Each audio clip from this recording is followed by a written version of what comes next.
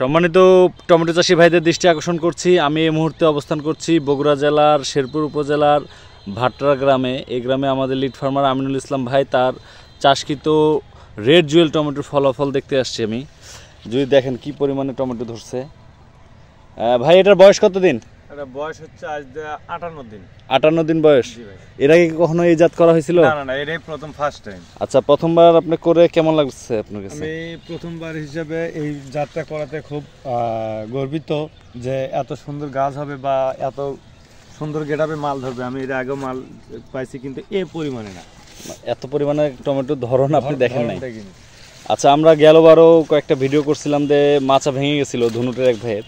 তো আপনার কি আশা করতেছেন? আপনার কি মাচা টিকবে না কেমন লাগতেছে আপনার কাছে? মাচা ট্যাঙ্কার সম্ভাবনা খুব কম, কারণ আচ্ছা আপনি এই গাছটা দেখেন প্রায় মালচিং এর চাইতে 1 ফিট হাইট, মানে মালচিং এর চাইতে 2 ফিট হাই ছিল, 1 ফিট ডাবায় গেছে, অলরেডি 1 ফিট চলে গেছে ফলনের ভারে।